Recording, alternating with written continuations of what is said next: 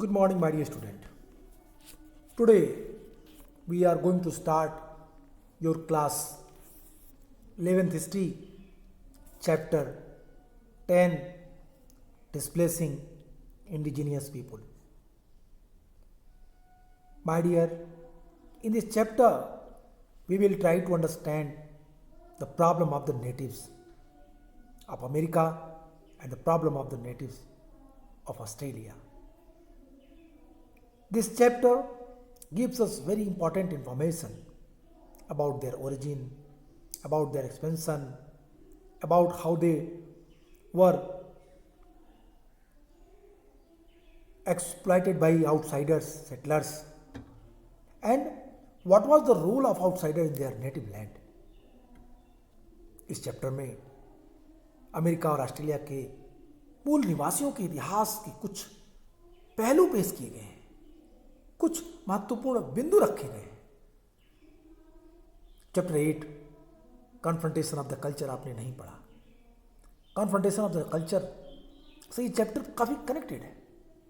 जिस तरह से कन्फ्रंटेशन ऑफ द कल्चर अगर आप पढ़ें तो आपको वहाँ पे दिखेगा कि किस प्रकार से वहाँ के लोग, भोले भाले लोग, Aztecs, Incas, Perus, Maya, Tupinambas, what happened with them, which type of problem they faced to interact with outsiders, किस तरह की समस्याएं उनको देखने को मिली।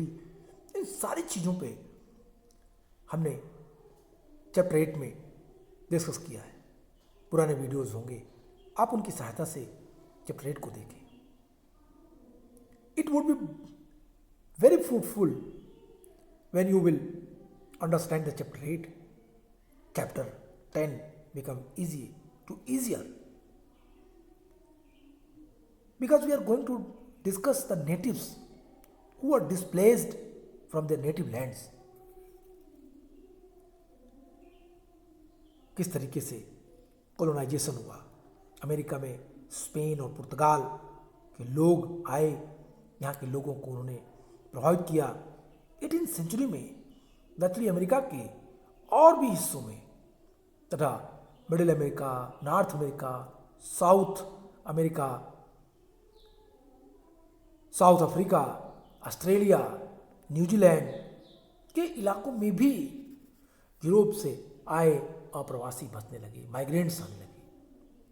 इस प्रक्रिया ने वहाँ के बहुत से मूल निवासियों को दूसरे इलाकों में जाने पर मजबूर कर दिया। यूरोपीय लोगों की इस बस्तियों को कॉलोनी या उपनिवेश कहा जाता था।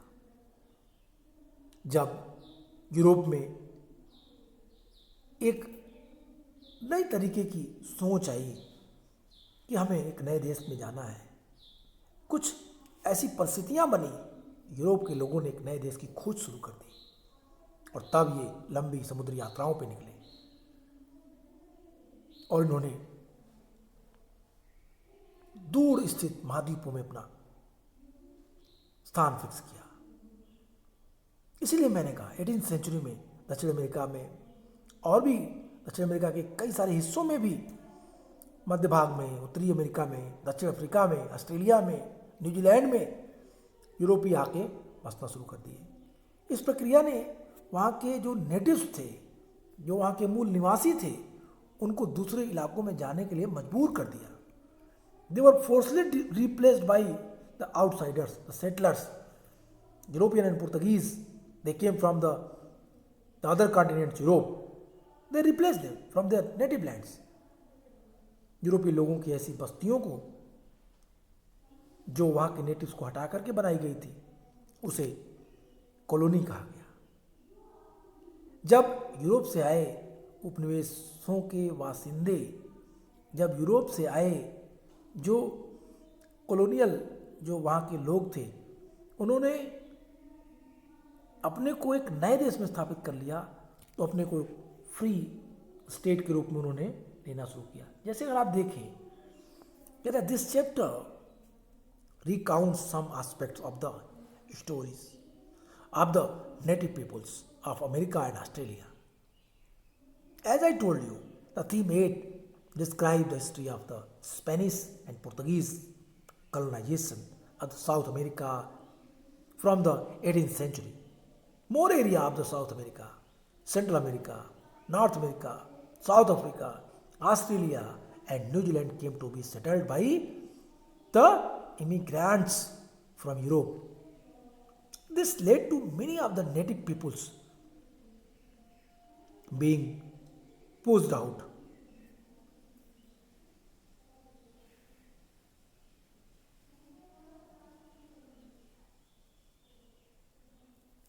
South Africa. When the Europeans inhabitants of the colonies became independent of the European mother country, these colonies became states और countries. धीरे धीरे जो वहाँ के सेटलर्स उन लोगों ने अपने देश में इसको अपने देश मातृभूमि से अलग होकर इसे एक नए देश के रूप में स्थापित कर लिया. In the 19th and 20th century, people from Asia countries also migrated to some of these countries today. The Europeans and Asians from the majority in these countries, and the number of the native inhabitants are very small. They were hardly seen the towns and people.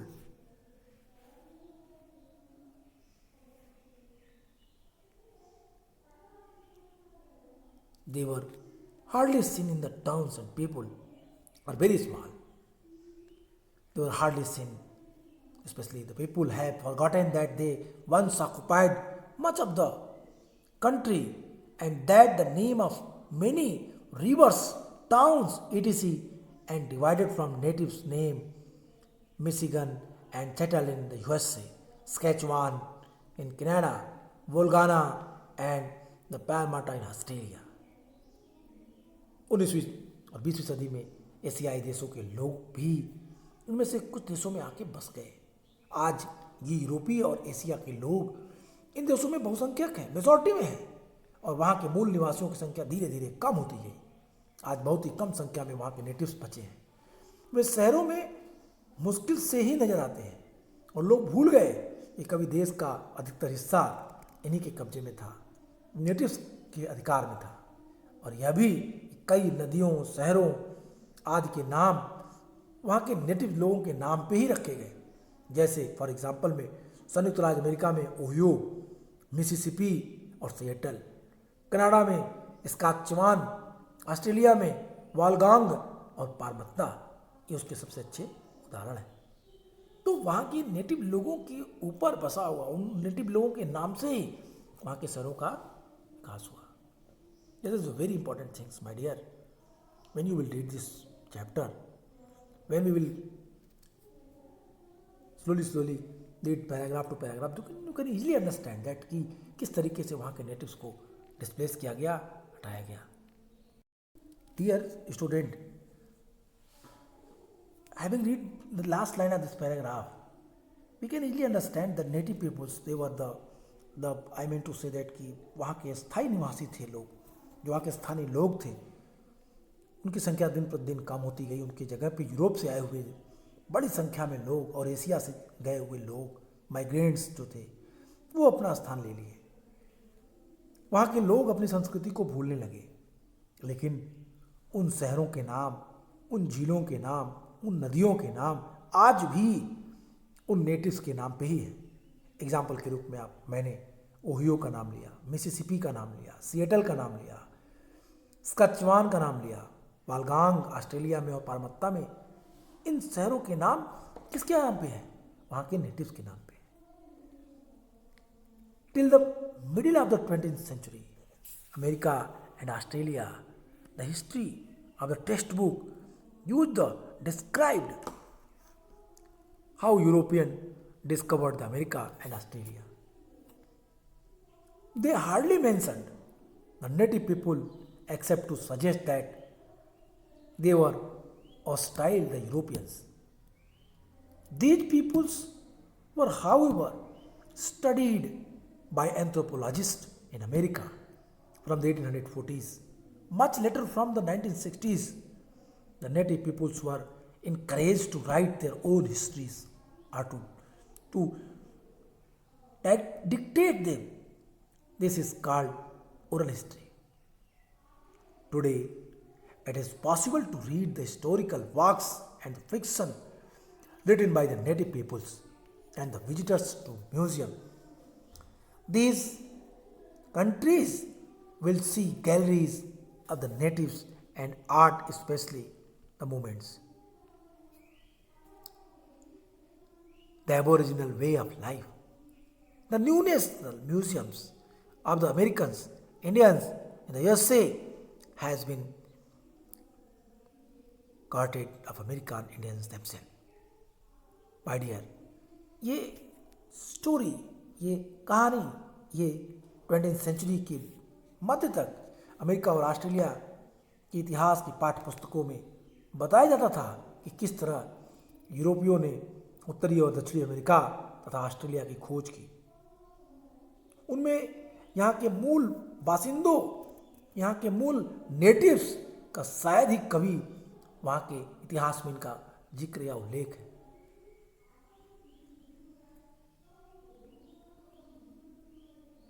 सिवाय ये बताने की कि यूरोपीय लोगों के प्रति उनका रवैया शत्रुतापूर्ण था। नेटिव्स हमेशा यूरोपियों के अगेंस्ट रहे। उन्होंने कभी भी अपनी कमियों को नहीं दिखाया, बल्कि उन्होंने हमेशा अपने इतिहास में नेटिव्स को वाइल्ड, बर्बर, ब्रूटल, असभ्य, सेवेज इस तरह के शब्दों का इस्तेमाल किया उनके लिए। यद्यपि उनकी ज़मीन पर इनकॉर्स में उनकी ज़मीन पर कब्जा करने का अधिकार बाहर से आए हुए लोगों का था। इन लोगों ने जो इतिहास लिखा वहाँ पे स्थानीय लोगों का इतिहास उसमें नगण्य था, न के बराबर था। शायद ही कभी वो उस पर जिक्र करते थे। 1840 के डिकेड्स में ही अमेरिका में एंथ्रोपोलॉजिस्ट ने इन नेटिव्स के ऊपर अध्ययन प्रारंभ किया। बहुत बाद में 1960 के डिकेड्स से इन मूल निवासियों को अपने इतिहास को लिखने या बताने, ओरल एक्सप्लेनेशन करने, ओरल डिक्टेट करने के लिए प्रेरित किया गया। आज इन मूल निवासियों द्वारा लिखे गए इतिहास और कथाकृतियों को पढ़ना संभव है। इन देशों में जाने वाले लोग वहाँ के संग्रहालयों में देसी कला की दिखाएं तथा आदिवासी जीवन शैली को दिखलाने वाले विशेष संग्रहालय भी देख सकते हैं। संयुक्त राज्य अमेरिका में नया अमेरिकी इंडियन राष्ट्रीय संग्रहालय खुद अमेरिकी इंडियनों की देखरेख में बना। आज इन नेटिव्स के मन में भी अपने संस्कृति को सजोने की भावना जागृत हुई। ये 1860 के बाद हुआ।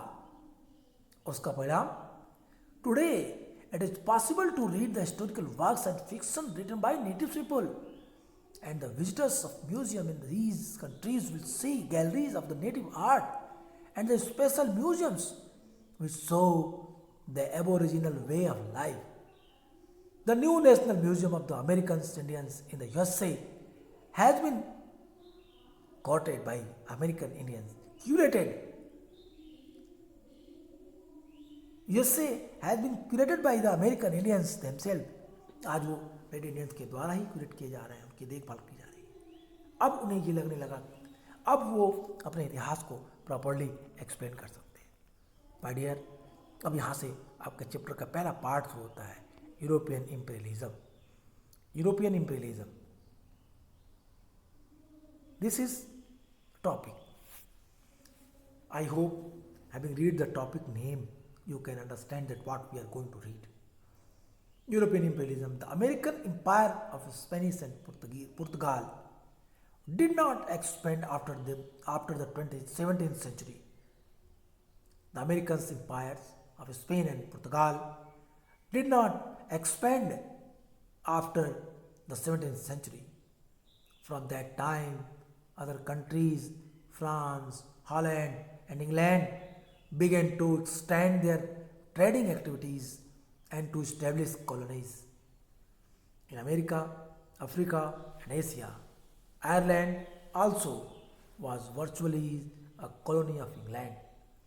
As the landowners, they were mostly English settlers.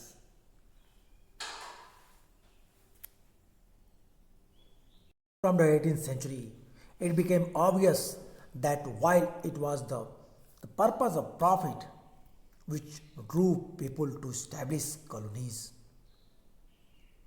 there were significant variations in the nature of the control established. In South Asia, trading companies like this India company made themselves into political power, defeated local rulers and annexed their territories. They retained the older, well developed administrative system and collect taxes from landowners. Later, they built the railway to make trade easier. They excavated mines and established big plantations. In Africa, Europe trade on the coast except in South Africa, and only in the late 19th century did they venture into the interior. After this, some of the European countries reached an arrangement the drive of the Africa and colonies of themselves. The word settlers is used for the Dutch in South Africa, the British in the Ireland, New Zealand and Australia, and Europeans in America.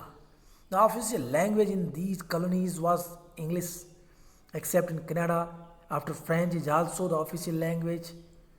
My dear, that is the very important things. What you think about that? Having read this paragraph, कहता है यूरोपीय साम्राज्य, यूरोपीय imperialism किस तरह से बढ़ा। Spain और पुर्तगाल के अमेरिकी साम्राज्य को 17th सेंचुरी के बाद धीरे धीरे उनका विस्तार हुआ।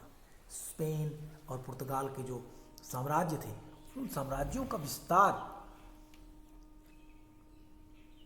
17वीं शताब्दी के पहले नहीं हुआ था। तब तक फ्रांस, इंग्लैंड जैसे दूसरे देशों ने अपनी व्यापारिक गतिविधियों का विस्तार करना और अमेरिका, अफ्रीका तथा एशिया में अपने उपनिवेश बसाना शुरू कर दिया था। ये उपनिवेश, ये कॉलोनी जो बसा रहे थे, वो धीरे धीरे वो उनके लिए उनकी फेवर में थी। आयरलैंड भी कमोबेश इंग्लैंड का कभी उपनिवेश होता था। आयरलैंड भी जो आज देखते हैं, ये भी कभी ब्रिटेन की कॉलोनी के रूप में जानी जाती थी।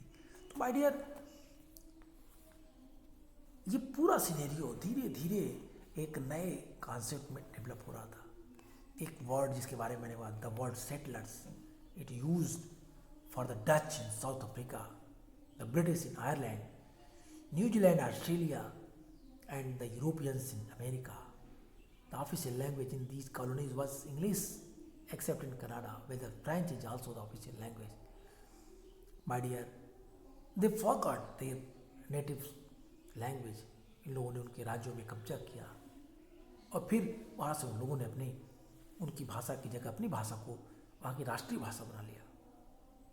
18वीं सदी से बहुत साफ साफ दिखने लगता है कि लोग वहाँ पे लाभ के लिए, प्रॉफिट के लिए इकट्ठा हो रहे थे। ये प्रॉफिट वहां के उपनिवेश बसाने के लिए प्रेरित किया, लेकिन जो नियंत्रण स्थापित किया गया था, जो बाहर के लोगों ने उन क्षेत्रों को जीता था, उनका मेन एम क्या था? वो सिर्फ और सिर्फ प्रॉफिट के लिए थे।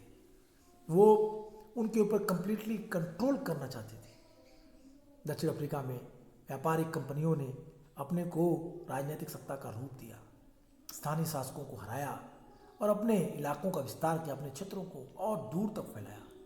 उन्होंने पुरानी सुविकसित प्रशासकीय व्यवस्था को जारी रखा और भूस्वामी जो थे, लैंड लॉर्ड्स थे, उनसे कर वसूल किया। बाद में उन्होंने व्यापार को और महत्वपूर्ण बनाया, रेलवे का निर्माण किया, माइंस खुदवाई, बड़े बड़े प्लांटेशन लगवाए, बागान लगवाए। आपके पास सबसे अच्छा उदाहरण है ईस्ट इंडिया कंपनी का, जो आई तो एक व्यापारिक कंपनी के रूप में थी, लेकिन धीरे धीरे ईस्ट इंडिया कंपनी ने भारत में छोटे छोटे शासकों को पराजित करके भारत के पूरे क्षेत्र को अपने अधिकार में ले लिया। दक्षिण अफ्रीका को छोड़कर शेष पूरे अफ्रीका में, साउथ अफ्रीका को छोड़ के कंप्लीट अफ्रीका में यूरोपीय लोग सर्वत्र समुद्र तटों पर ही व्यापार करते थे, कोस्टल रीजन में ही व्यापार करते थे।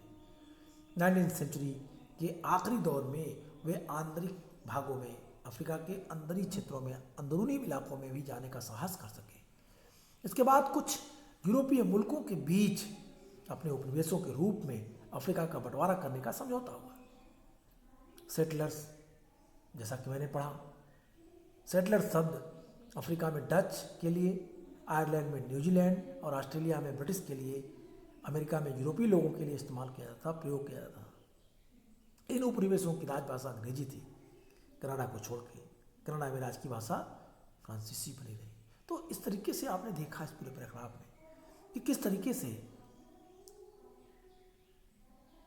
बाहर से आए हुए लोगों ने अपनी संस्कृति को वहाँ के नेटिव्स के ऊपर थोप दिया। हम जब मूल निवासी अमेरिका के बारे में पढ़ेंगे तो हम एक ट्राइब्स के बारे में बात करेंगे। वो ट्राइब्स अंग्रेजी सीख ली, फिर भी उन्हें डिस्प्लेस किया गया। पहले कहा गया कि आप अंग्रेजी सीख लीजिए, हम आपको डिस्प्लेस नहीं करेंगे, आपको आप समान नागरिकों का अधिकार मिलेगा, लेकिन फिर भी उन्हें उनसे जगहों से हटा दिया गया। ये एक अच्छा उदाहरण है। अगर आप नाम देखें, names given by Europeans in countries of the New World, America, first use after the publication of the travels of the Amerigo Vespucci 1451-52, 1512, 1451 to 1512 तक।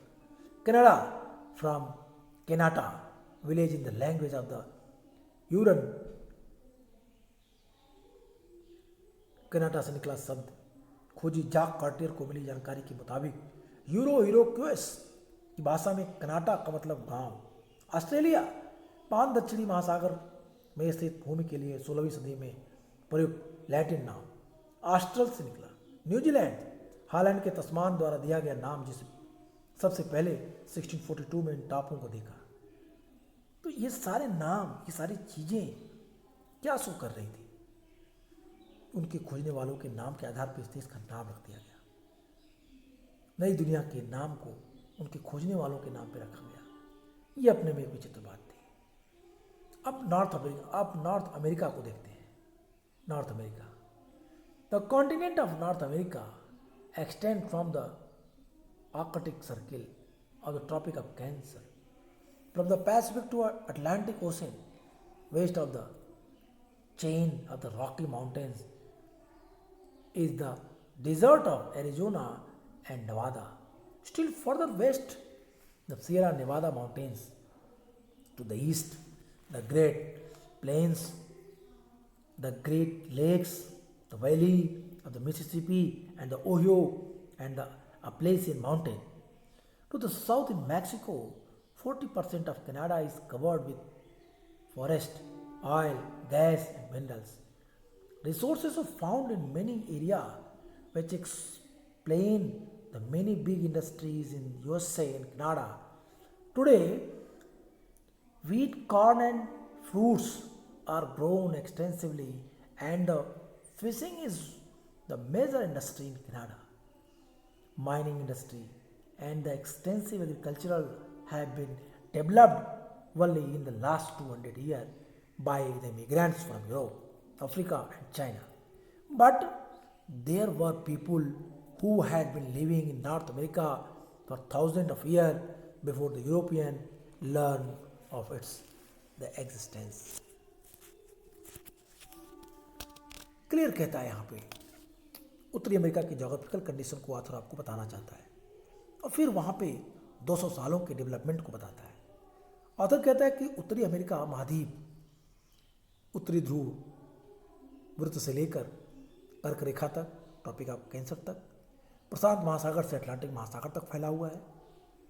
पथरीले पहाड़ों की श्रृंखला के पश्चिम में एरिजोना और नेवाडा का मरुस्थल है। थोड़ा और पश्चिम में सियरा नेवादा पर्वत है। पूर्व में ग्रेट ब्रिटेन मैदानी इलाके, ग्रेट या महान झीलें, मिसिसिपी, ओहियो, अपलाचिया पर्वत की घाटियाँ। दक्षिण दिशा में मैक्सिको है। कनाडा का 40% इलाका जंगलों से ढका है।